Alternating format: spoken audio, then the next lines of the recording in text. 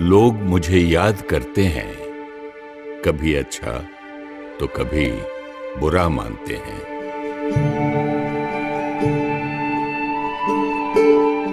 लेकिन वास्तव में मैं हूं केवल अनुभव।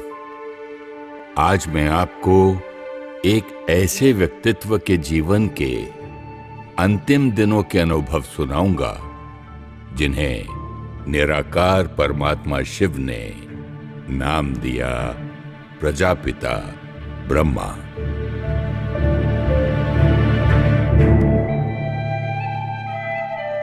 बात दिसंबर 1968 की होगी। आबू में सर्दी बहुत थी, जहां ठंड में लोगों को बाहर निकलना मुश्किल था। वहीं बाबा और यज्ञ के सभी गॉडली स्टूडेंट्स अपनी दिनचर्या में अडिग थे। एक नया स्टूडेंट पहली बार बाबा से मिलने आया था।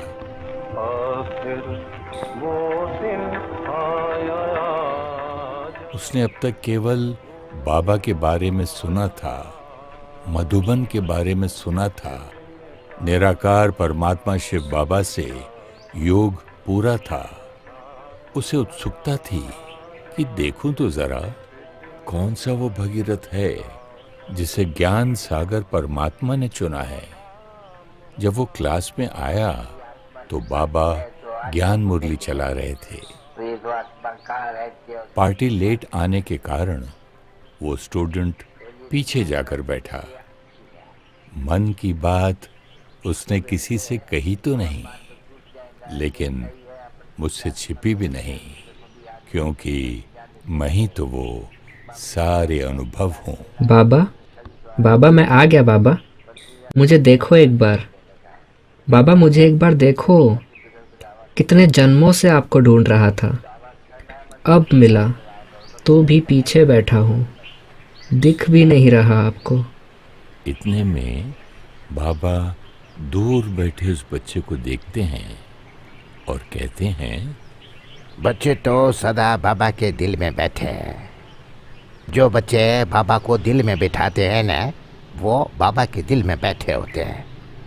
फिर चाहे यहाँ सामने हो या पीछे, दिल में तो सब आगे ही आगे है ना। इतना सुनना था कि उस बच्चे की आंखों से आंसू बहने लगे। वो खुद को रोक नहीं पाया और दौड़ के जाकर बाबा की गोदी में सर रखकर रोने लगा। बाबा ने बड़े प्यार से उसके सर पर हाथ फेरा और बच्चे बच्चे कहते हुए उसे खूब प्यार दिया और फिर उसे अपने सामने बिठा लिया। कमाल है शिव बाबा की। शिव बाबा ने ब्रह्मा बाबा को उनके 60 वर्ष की आयु में चुना, लेकिन आज भी 93 वर्ष की आयु में भी बिना आधार एकदम योगी राज की बैठक है। सिर्फ यही नहीं, आने वाले कुछ दिनों में उसने देखा कि बाबा यज्ञ प्रमुख होते हुए भी यज्ञ का हर एक छोटा बड़ा काम खुद करने से हिचकते नहीं थे।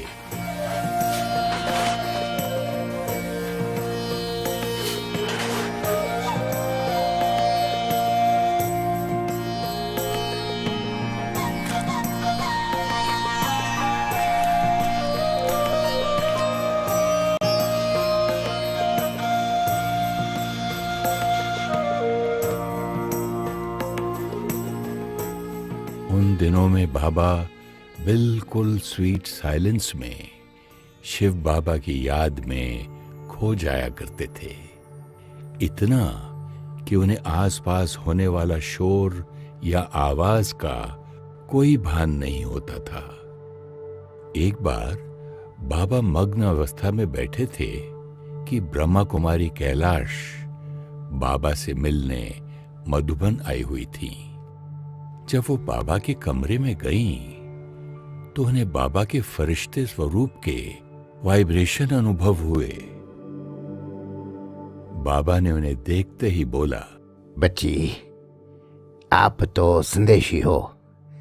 एक बार वतन में देख कर आओ कि वतन वाले बाबा और इस बाबा में कितना फर्क है। दरअसल बात कुछ वर्ष पहले की है, जब कैलाश बहन ने बाबा को बताया था कि सूक्ष्म वतन में जो आकारी ब्रह्मा बाबा हैं वो बहुत सुंदर है, उनकी तो तुलना ही नहीं हो सकती। तब से बाबा ने भी खुद के पुरुषार्थ की तीव्रता को बढ़ा दिया था। बाबा के प्रेम पूर्ण आग्रह को स्वीकार कर बहन वतन गई। जब वापस आई तो बोली, बाबा, वतन में तो आप ही थे।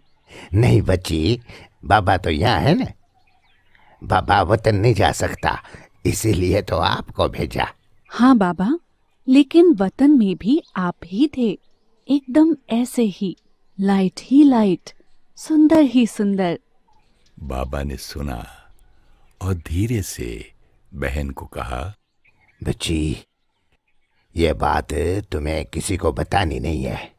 बाबा को भी अपने अव्यक्त होने के इशारे मिल रहे थे और अनेक अन्य आत्माओं को भी।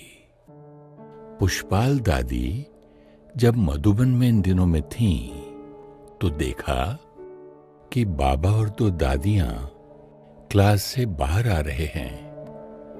उन्होंने देखा कि दोनों दादियां तो जमीन पर चल रही हैं, लेकिन बाबा जैसे जमीन से धीरे धीरे 2-3 फुट ऊपर ही चल रहे हैं।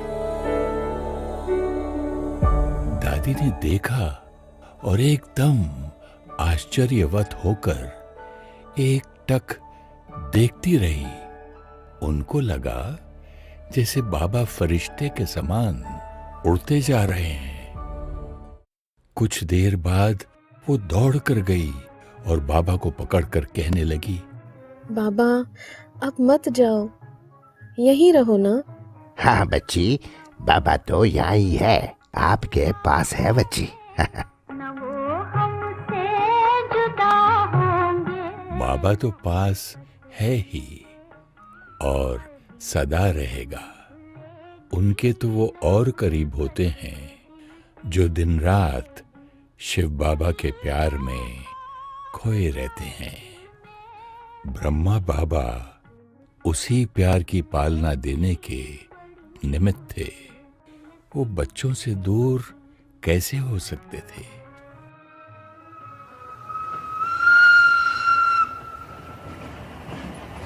ये अनुभव लगभग बाबा के अव्यक्त होने से 1 हफ्ते पहले का है। दिल्ली से जगदीश भाई, जिन्हें प्यार और सम्मान से बाबा भी भाई साहब कहते थे, बाबा से मिलने आए थे। कोई बात उनके दिल में थी जो कोई नहीं जानता था, मैं जानता था। बाबा, कब पहुंचूंगा आपके पास? बस अब नहीं रहा जाता। न जाने क्यों मन बार बार कह रहा है कि बस अब और आपसे दूर नहीं रह सकता। बच्चे भले पधारे। बाबा भी बच्चे को देखना चाहता था। बोलो बच्चे, कैसे आना हुआ? बाबा, बस मुझे यहाँ कुछ दिन रहना है। मैं आपके पास ही रहना चाहता हूँ कुछ दिन। मुझे आपसे बिल्कुल अलग नहीं रहना है, बस बाबा, और कुछ नहीं। लेकिन बच्चे, वो किताब छपवानी है, बहुत जरूरी है। आप आज रहो, लेकिन कल ही जाकर उस किताब को छपवाओ। जी बाबा, सेवा तो जरूर होगी, लेकिन मन अजीब सा महसूस कर रहा है। बच्चे, बाबा चाहते हैं आप उस सेवा को करो। लेकिन बाबा, मन शिव बाबा में लगा रहे तो मन कभी परेशान नहीं होगा। यहाँ सब ठीक है और ड्रामा अनुसार ठीक ही होगा। आप सेवा पर जाओ।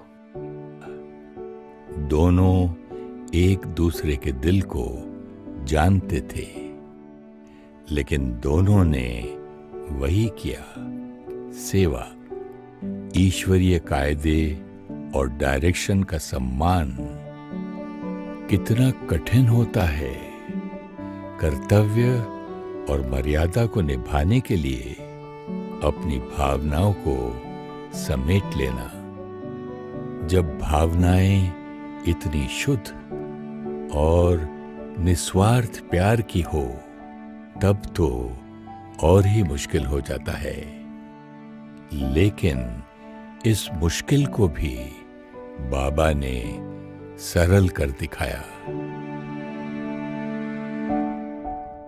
बच्चों को बाबा से बहुत बहुत प्यार था। बाल्यकाल से उनको ही अपने पिता के रूप में देखा था। और सच बताऊं तो बाबा को भी सभी बच्चों से बहुत प्यार था। बच्चे और बाबा एक दूसरे के बगैर जीवन की कल्पना भी नहीं कर सकते थे। दादी प्रकाशमणि बॉम्बे में सेवा अर्थ थी, लेकिन मास में एक बार मधुबन आ ही जाती थी। बात है 1969, 17 जनवरी शुक्रवार की।